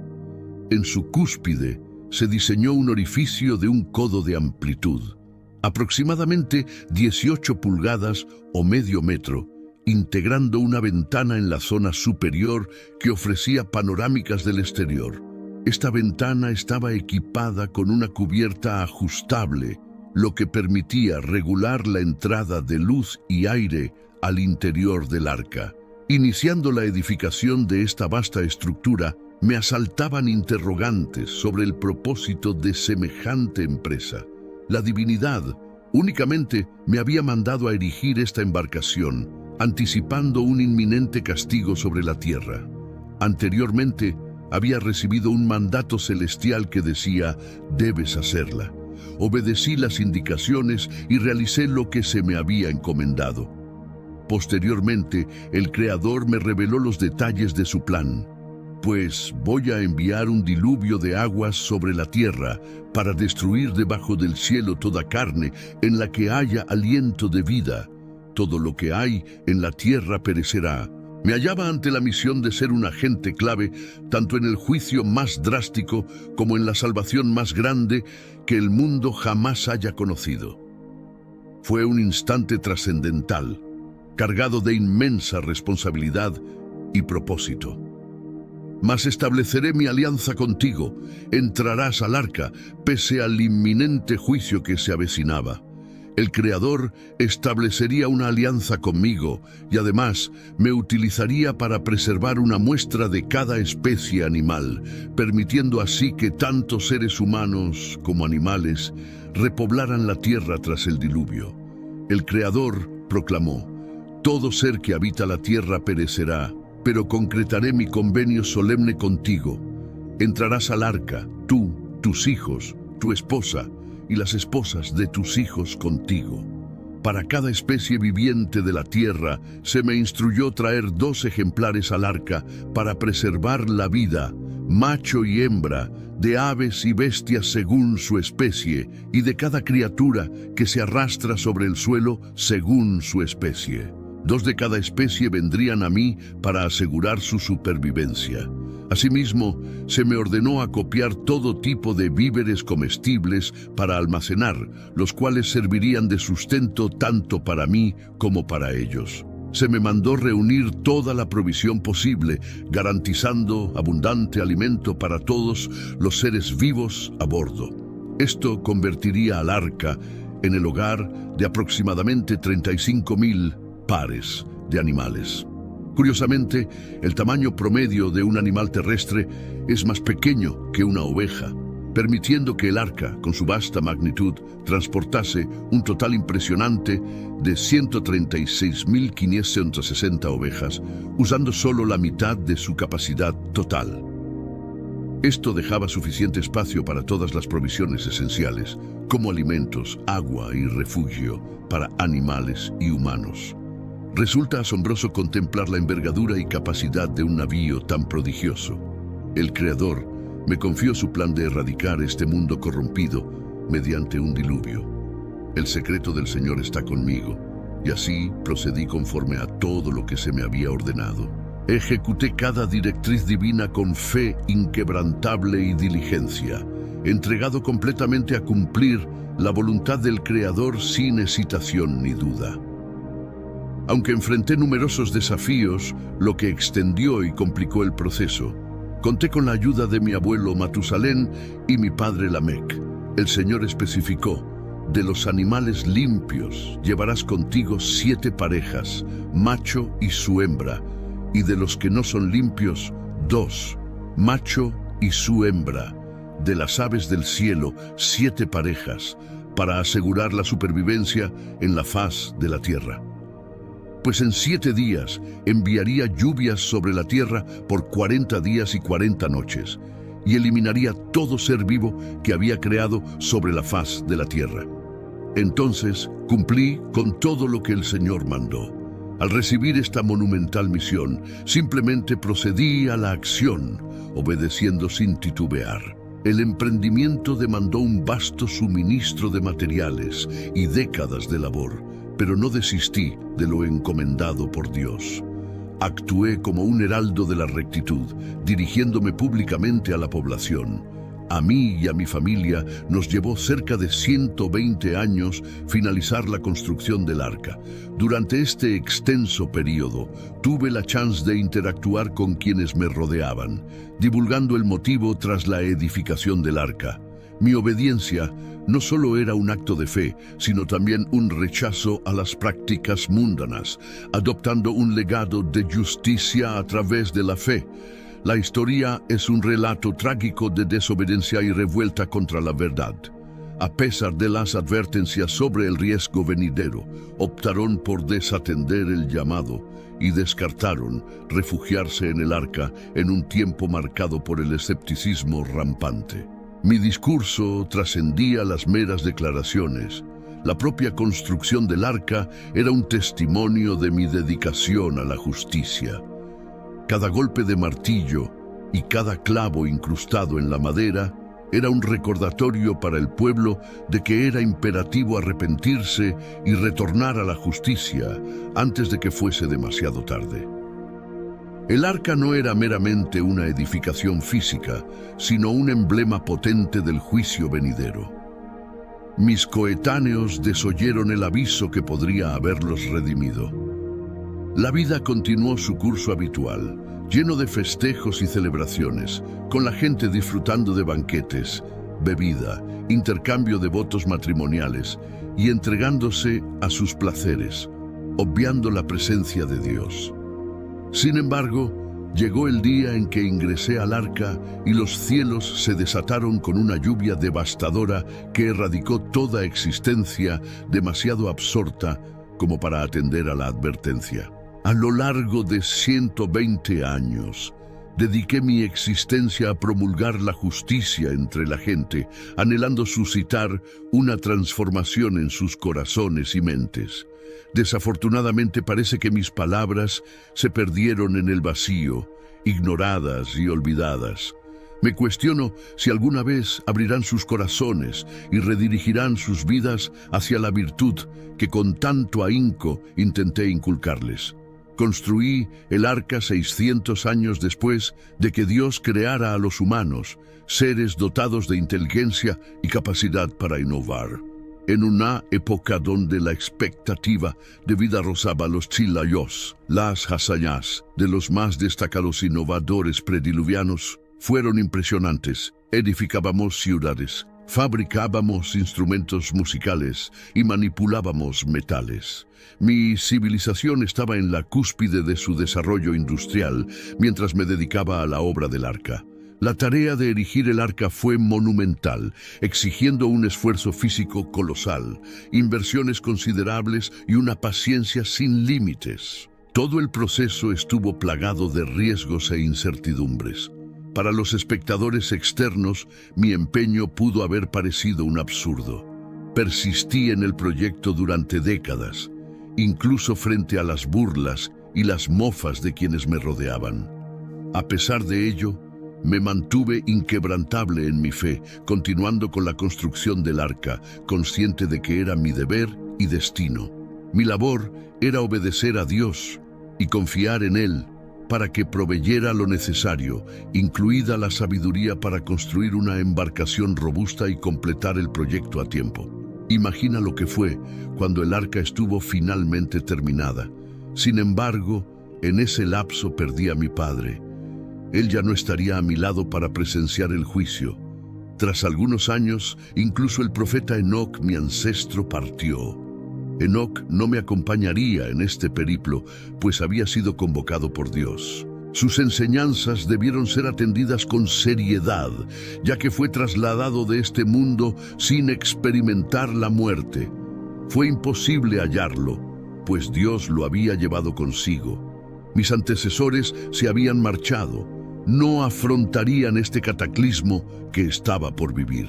Luego llegó el día que marcaría el fin de mi era, el día en que aquellos con quienes crecí sellarían su destino. Fue entonces cuando el Señor me instruyó: entra en el arca, tú y tu familia, pues solo a ti he considerado justo ante mis ojos en esta generación. La noción era que Dios estaría conmigo dentro del arca. Me llamó a entrar al arca, sugiriendo que Él mismo estaría allí, esperando acogerme junto con mi familia en esta embarcación que nos serviría de refugio, mientras el resto del mundo perecería ahogado. Fue un instante inolvidable, uno que permanecería eternamente en mi memoria al encontrarme dentro del arca, rodeado de animales y en la presencia de Dios. Las únicas personas conmigo eran mi familia. Comprender la pérdida de todos aquellos que conocí desde mi niñez fue desgarrador. Hice cuanto pude, les advertí con persistencia. Hoy perdería a todo aquel que no perteneciera a mi círculo íntimo. Todos serían juzgados. El ambiente se llenó con el sonido de miles de criaturas, cada una emitiendo su canto peculiar. Después de años de arduo esfuerzo, finalmente completamos el ingreso de algunos animales, en los cuales Dios instauró un instinto migratorio que funcionó de manera asombrosa. Esta fue la colección de animales más grande y completa jamás reunida, no por habilidad humana, sino únicamente por la intervención divina. Ingresaron de a dos en el arca, sin que Dios enfrentara dificultad alguna para guiar a los animales según su voluntad. Este fue un momento excepcional. Mi padre ya no estaba aquí para ser testigo. Había fallecido solo 5 años antes. Quizás Dios aguardó a que Enoc, Matusalén y Lamec partieran antes de desencadenar el diluvio. Ahora me encontraba aquí, sin esos pilares de fe. Dios había reconocido mi justicia. Los años previos al diluvio los dediqué a una obediencia activa. No solo creí en la promesa del diluvio, sino que también seguí las instrucciones divinas en preparación para él. Cuando se anunció mi entrada al arca, la gente observaba y murmuraba a mi paso, burlándose del loco Noé, convencidos de que un diluvio jamás ocurriría. Sin embargo, Tal como narra la Biblia, el diluvio sí llegó. El Señor me encerró dentro, la misma puerta que selló a los demás. Afuera nos resguardó a nosotros dentro. Las aguas que aniquilaron el mundo fueron las mismas que elevaron el arca. Alcanzaba los 600 años de edad cuando el diluvio, esa inmensa inundación, se abatió sobre la tierra, engulléndola por completo.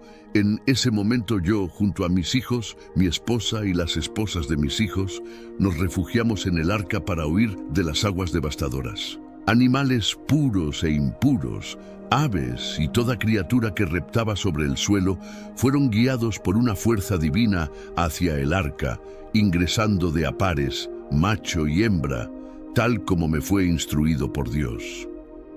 7 días después de nuestra entrada, los cielos se desataron y las aguas del diluvio inundaron la tierra.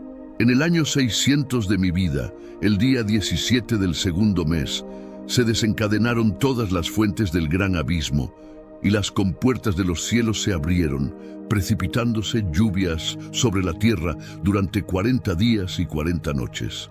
La espera en el arca durante 7 días antes de que comenzara a llover puso a prueba nuestra fe tras más de un siglo de preparativos. Finalmente, las aguas emergieron de las profundidades terrestres, acompañadas de cataclismos geológicos, marcando un periodo de purificación y prueba antes de adentrarnos en un mundo renovado.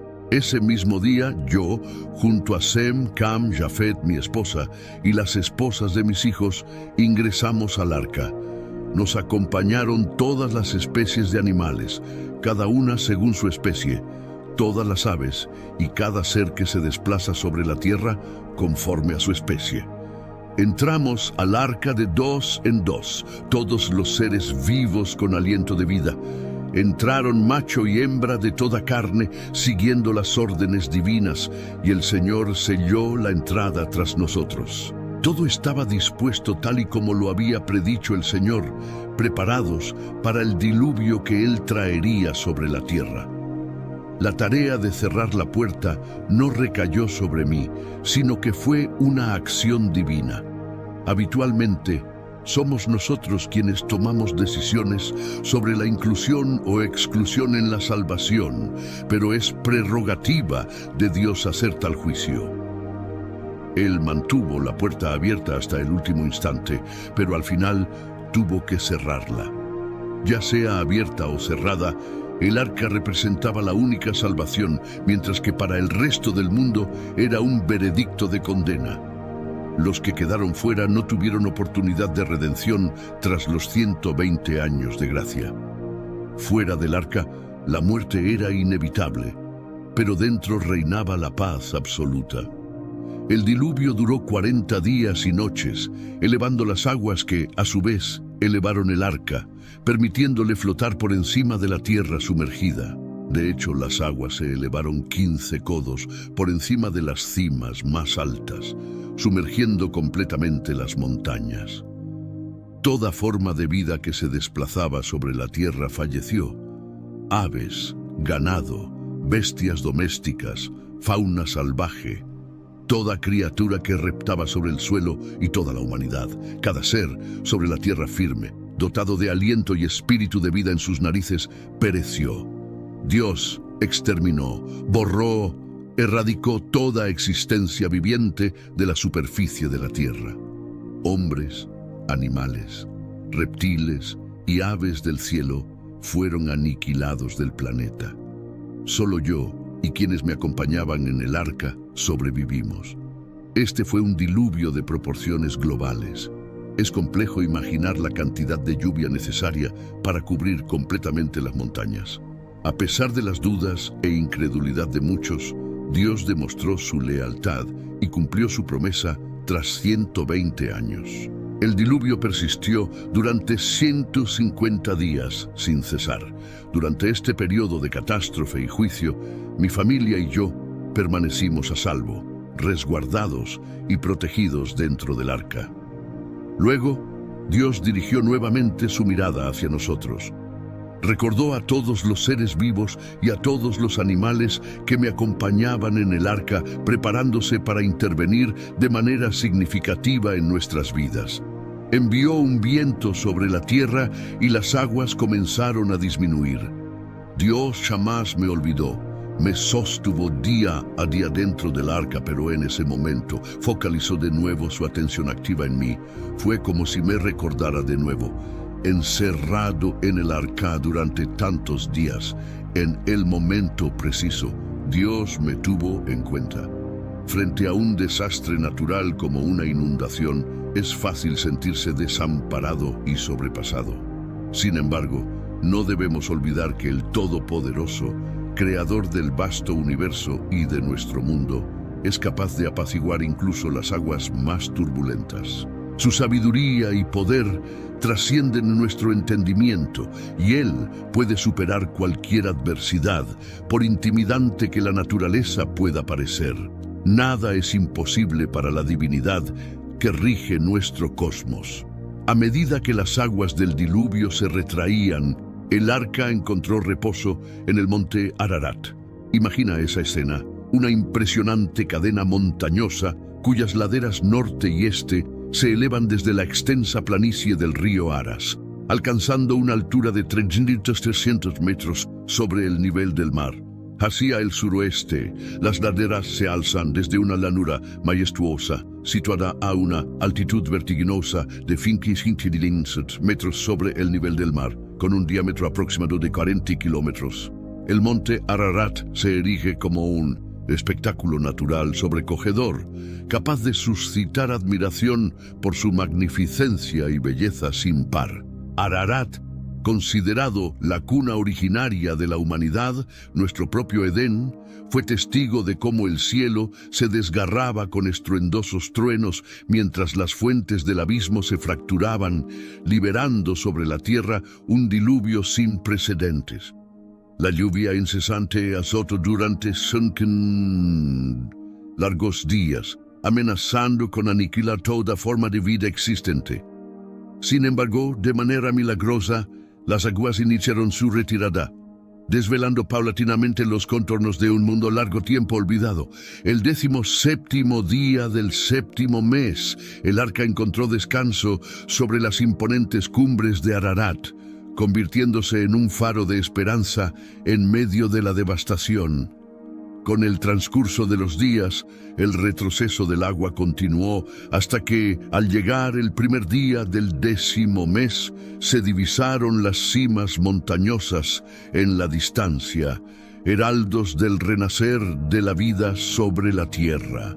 La pertinaz lluvia cesó, aunque el poder divino detrás de este fenómeno seguía siendo palpable, evidenciando el dominio absoluto de Dios sobre los elementos naturales, dictando el flujo y reflujo de las aguas a su voluntad. El monte Ararat, pese a no parecer el sitio más accesible para desembarcar del arca, si fue elegido por Dios como el punto de anclaje, indudablemente era el emplazamiento idóneo. Desde allí, los animales podrían dispersarse en todas direcciones a medida que las aguas diluvianas se replegaban. A medida que retrocedía el diluvio, una impresionante realidad se iba revelando. Las cumbres montañosas, antes ocultas bajo el manto acuático, emergían gradualmente.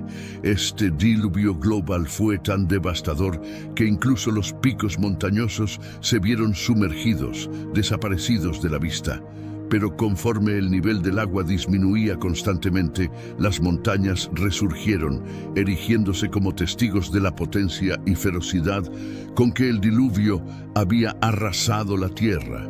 Tras 40 días, lleno de una mezcla de ansiedad y esperanza, abrí la ventana del arca que había construido con esfuerzo y dedicación. Con un ánimo expectante, liberé un cuervo para que explorase el mundo más allá del arca. El cuervo, incansable, volaba de un lado a otro, agitando sus alas sobre el paisaje aún sumergido, hasta que finalmente las aguas se retiraron y la tierra firme quedó expuesta. La naturaleza carroñera del cuervo le permitía sostenerse sin necesidad de posarse, aprovechando las carcasas flotantes para descansar y alimentarse. Sin embargo, este ave no sería suficiente indicador para nosotros. Requeríamos de un emisario que regresase con noticias.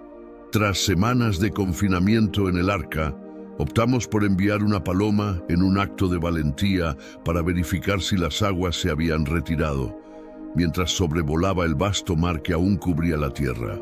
Todavía las aguas cubrían la totalidad de la superficie terrestre. La espera se tornaba inaguantable. Extendiendo mi mano, atraje a la paloma hacia el arca, abrigándola cerca, y luego aguardé, lleno de inquietud, otros 7 días antes de permitirle emprender un nuevo vuelo. Al volver, la paloma portaba en su pico una hoja de olivo fresca, señal inequívoca de que las aguas se habían retraído de la faz de la tierra. Aquella imagen, la de una paloma con una hoja de olivo, simbolizaba más que esperanza.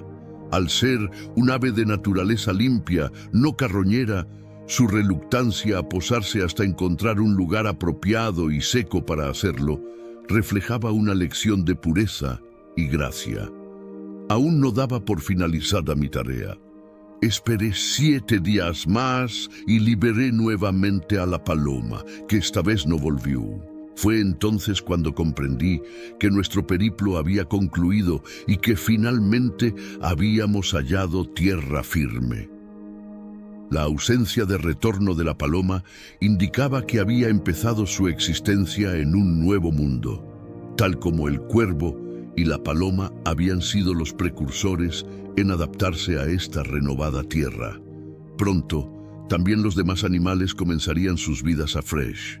Dios me había instruido específicamente cuándo entrar al arca, pero no me había revelado cuándo debía salir. Saber el momento adecuado para ingresar era crucial, y Dios se aseguró de que así fuera. Sin embargo, el momento de la partida no me fue revelado, pues Él siempre comunica a su pueblo lo que es prácticamente beneficioso. Al llegar el primer año, en el primer mes, el primer día del mes, las aguas se habían secado sobre la tierra. Al retirar la cubierta del arca y observar, vi que el suelo estaba seco, un momento lleno de anticipación y alivio tras el confinamiento. Aún así, permanecimos dentro del arca un tiempo más, hasta que, en el segundo mes, el 20º día del mes, la tierra se había secado por completo. Fue entonces cuando Dios me habló, indicándome salir del arca junto a mi familia y llevar con nosotros a todos los seres vivos, incluyendo aves, animales y todo ser que se arrastra sobre la tierra, para que proliferaran abundantemente en la tierra, fructificaran y se multiplicaran sobre ella. Al salir, cada animal, cada criatura que se arrastra, cada pájaro y todo ser que se mueve sobre la tierra, abandonó el arca en grupos familiares, organizados según sus especies y clasificaciones. Así, valientemente ingresé al arca el día 17 del segundo mes de mi 600º año de vida, enfrentándome a un año de tempestades y desafíos marítimos, hasta que, finalmente, en el segundo mes de mi 601º año, emergí triunfante y con vida del arca. Fue un año de transformaciones significativas, pero sobreviví para relatar la historia. Imagina entonces la tierra rebosante de vida, mientras las criaturas del arca repoblaban este mundo rejuvenecido. El planeta comenzaba a vibrar nuevamente con la diversidad y la vida que alguna vez se habían perdido. Emergiendo de los confines del arca, puse pie en un mundo vasto y renacido. Al avanzar hacia afuera, todo el horizonte se desplegaba ante mí, listo para ser explorado y habitado de nuevo. En un acto de profunda devoción, erigí un altar espléndido en honor al Señor, seleccionando meticulosamente de entre los animales y aves más puros y selectos para ofrecer en sacrificio. Las llamas ascendían hacia el cielo mientras con humildad presentaba mis ofrendas, mi corazón rebosante de veneración por el Todopoderoso. Fue un instante sublime que me marcó profundamente, una auténtica prueba de fe y sacrificio realizado con tan solo 7 ejemplares de cada especie en el arca. El riesgo de extinguir algunas de estas especies estaba presente, pero procedí con el sacrificio, consciente de que a Dios le complacen las ofrendas de gran valor. Este desafío emocionante es una invitación a honrar y conectar verdaderamente con Dios a través de sacrificios significativos. Estamos llamados a contribuir generosamente, ofreciendo lo mejor de nosotros y el sacrificio de alabanza. La entrega total a Dios, especialmente en el sacrificio, debe ser significativa y de gran costo. El Señor, al percibir el aroma de la ofrenda, se sintió complacido, prometiéndose a sí mismo no volver a maldecir la tierra por causa del hombre, reconociendo la naturaleza inclinada al mal del corazón humano desde la juventud. Esta ofrenda generosa desató un profundo contento en Dios, como si el aroma de la carne asada llenase el aire, tocando el corazón divino. Dios, entonces, estableció una promesa monumental para mí y para la humanidad. Nunca más destruiría toda criatura viviente con un diluvio de tal magnitud. Esta promesa nacida de la misericordia divina reconoce la tendencia humana hacia el mal, pero opta por la clemencia frente a futuros cataclismos.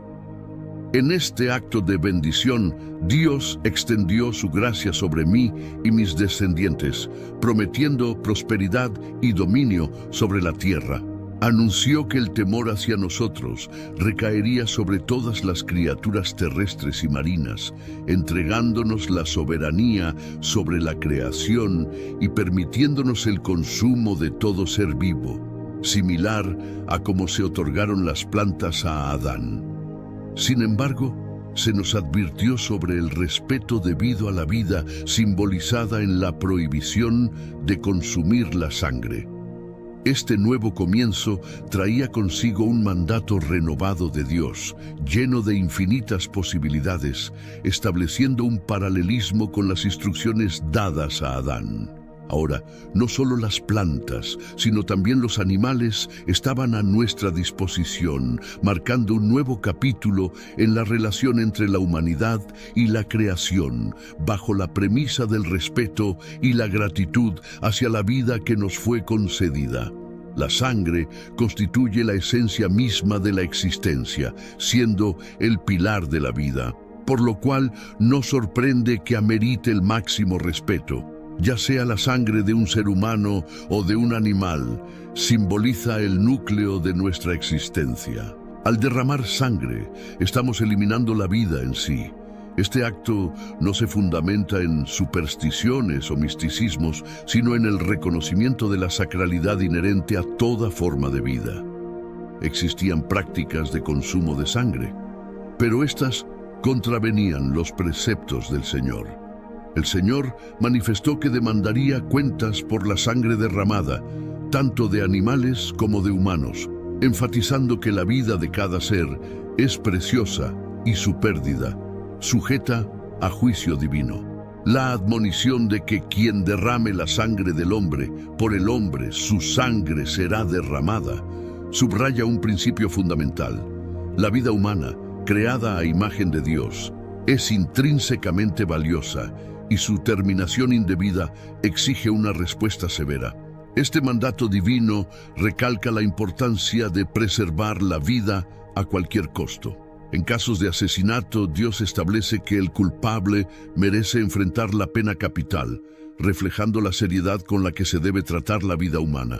La repetición del llamado a ser fecundos y multiplicarse subraya la urgencia de repoblar y restaurar la tierra post-diluviana, asegurando la supervivencia de nuestra especie. Dios renovó su compromiso con la humanidad y toda forma de vida, estableciendo un pacto que prometía la ausencia de futuros diluvios destructivos. Este convenio no solo se extendió a los humanos, sino también a cada ser viviente, asegurando que la devastación global por agua no se repetiría.